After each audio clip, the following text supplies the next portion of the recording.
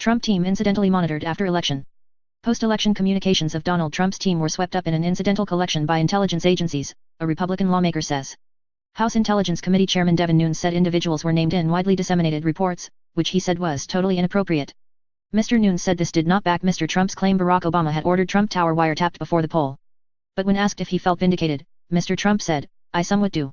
Mr. Nunes also insisted the collected information was not linked to an FBI investigation into alleged links between the Trump team and Russian officials during the election campaign.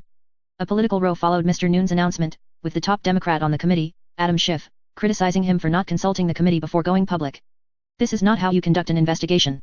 You don't take information that the committee hasn't seen and present it orally to the press and to the White House before the committee has a chance to vet whether it's even significant," he said. Analysis, BBC North America correspondent Anthony Zurcher. U.S. intelligence agencies regularly monitor foreign individuals of interest, so if a member of the Trump transition team, or Donald Trump himself, communicated with a person under surveillance, it's likely those interactions would be recorded. That would constitute incidental, legal surveillance as described by Devin Nunes in his press conference on Wednesday afternoon. What that means, however, is open to interpretation. Trump supporters may point to this startling revelation, in Press Secretary Sean Spicer's words, as evidence that the president correctly suspected his communications were being intercepted.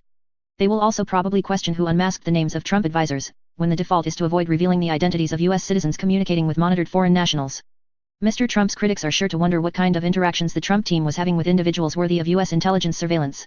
Were these communications authorized, and what topics did they cover?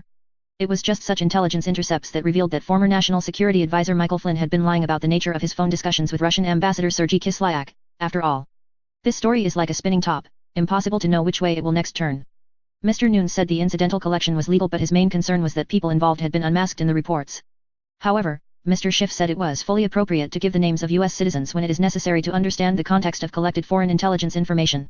What Mr. Nunes had revealed did not indicate that there was any flaw in the procedures followed by the intelligence agencies, Mr. Schiff added. The intelligence collection, which took place mainly in November, December, and January, was brought to the attention of Mr. Nunes by an unnamed source or sources. When Mr. Trump was asked if he felt vindicated for his explosive accusations against his predecessor, he answered, "I somewhat do. I very much appreciated the fact that they found what they found."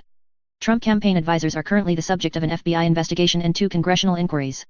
Investigators are reviewing whether the Trump campaign and its associates coordinated with Moscow to interfere in the 2016 presidential election campaign to damage Mr. Trump's opponent, Hillary Clinton.